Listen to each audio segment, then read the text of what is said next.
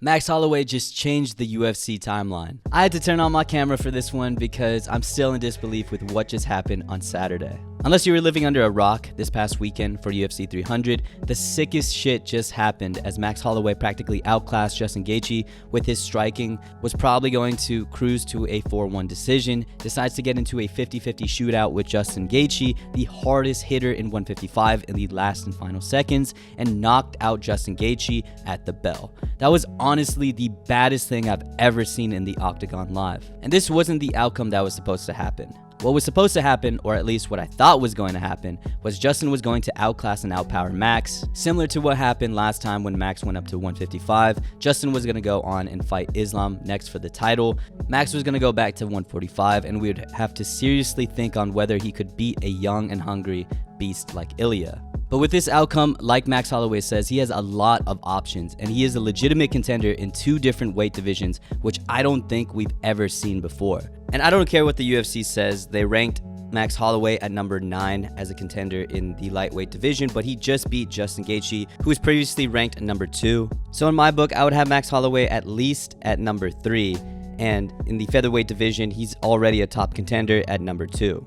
But in either case, he legitimately has a case for why he should be fighting for the belt next in either division. It was just announced that Dustin Poirier is going to fight Islam Makhachev for UFC 302, and as much as I love Dustin Poirier with his dominant win over Justin Gaethje, Max Holloway has a better argument than Dustin for a shot at Islam. And of course, the only fight to make at 145 is for Ilya to fight Max Holloway, which, judging by the reaction Ilya had after the BMF showdown, looks like a scary fight for Ilya and could be a real threat to his early reign. I did a video on Max Holloway a couple months ago detailing the options he had, and in summary, I said Max didn't have a lot of promising options. At the time, Volkanovski was dominating that weight class, and of course, Max couldn't get past Volk for the life of him.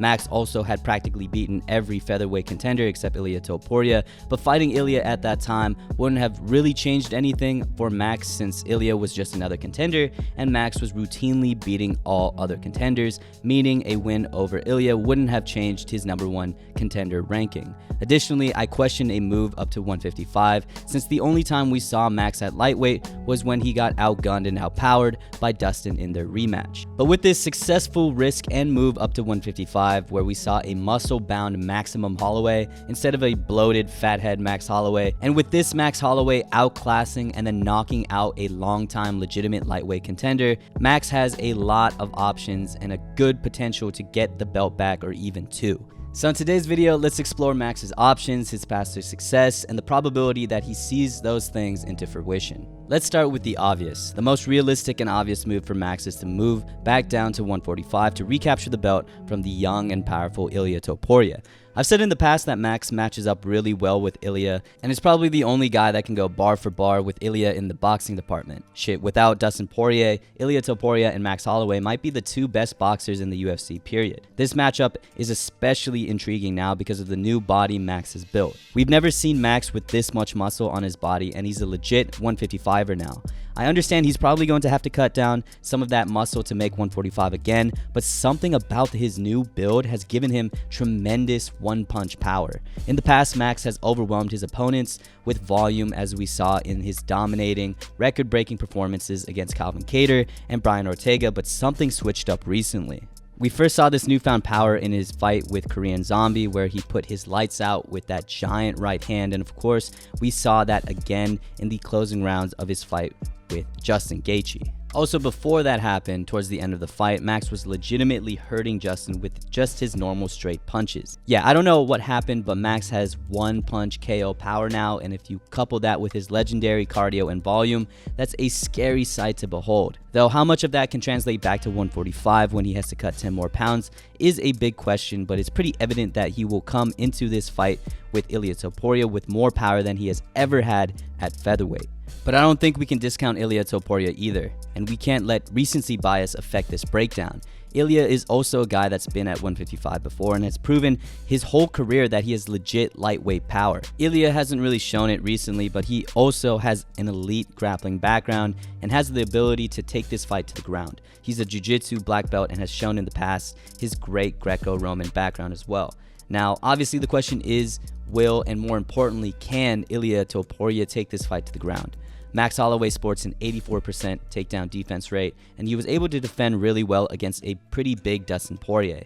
Even though Dustin was able to eventually take down Max, Max defended most of his shots well and made it tough for Dustin to bring things to the ground. And yeah, Dustin Poirier isn't really known for his wrestling, but it's still impressive that Max Holloway was able to defend really well against a really big guy at 155.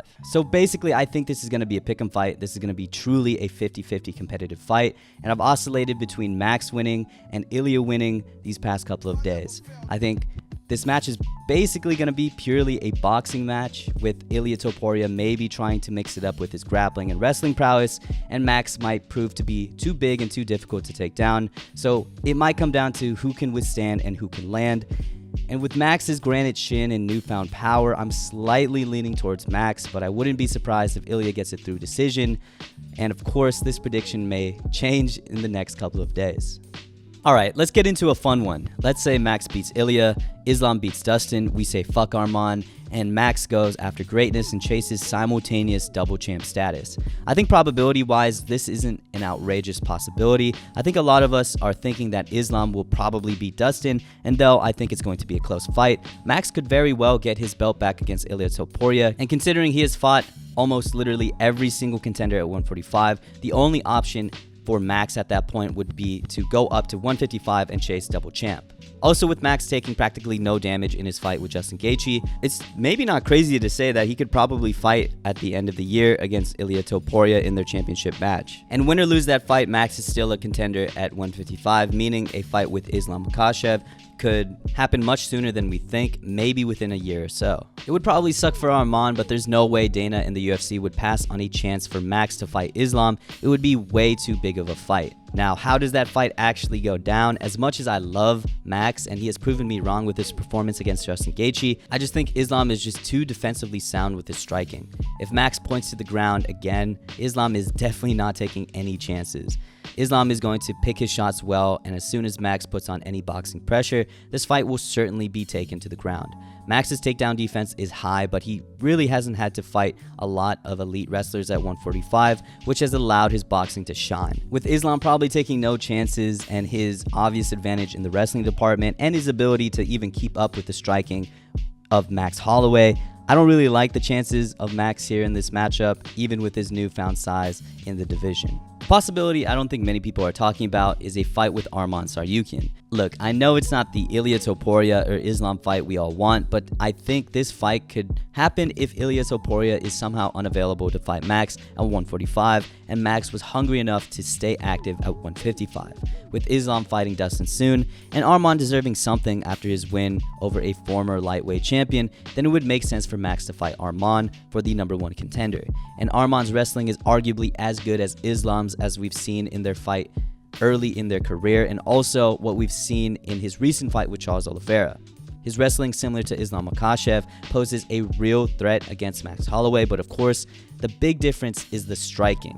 Tsarukyan has some serious power, but Max definitely outclasses Arman in the striking department, which may make it hard for Arman to keep up with Max when they're on the feet, and may make it difficult to mix in his wrestling when he wants to take this fight to the ground. It's a classic striker versus wrestler with great power on top of that, and if I had to give the edge to someone, it would probably be Max because of his elite striking ability, but with Arman's elite grappling ability, this is a competitive one, no doubt. But definitely the probability of this fight actually happening is low. Even if Max wasn't able to get Ilya and wants to stay active at 155, Arman would probably not take this fight. He is already the #1 contender and is owed a shot at Islam. But I just wanted to throw this fight out there. I thought it was really interesting and a more realistic scenario than Max fighting Conor McGregor for the second time, something that some fans have suggested. I don't think we've quite seen the career resurgence like the one Max Holloway is having right now. When Max's reign ended, and especially with the beatdown Volk gave Max in their third fight, I really thought Max was just going to fade out as a contender. But with his newfound power and energy, he's making another title run, possibly 2, and it wouldn't be surprising considering Max is only 32 years old and is technically only now reaching his prime. I think because Max had his championship reign and Volk trilogy so early in his career, we really forget how young he is. Max has practically had the ups and downs of most fighters' careers all before the age of 30. He has plenty of time and opportunity to make another title run at both 145 and 155, and I'm really rooting for Max. But anyways, what do you guys think about the career resurgence of Max Holloway? What do you think about Max Holloway 2.0? And also, do you think he has a good chance to become a simultaneous double champion? Anyways, thank you guys for watching per usual, and I'll see you in the next one. Peace.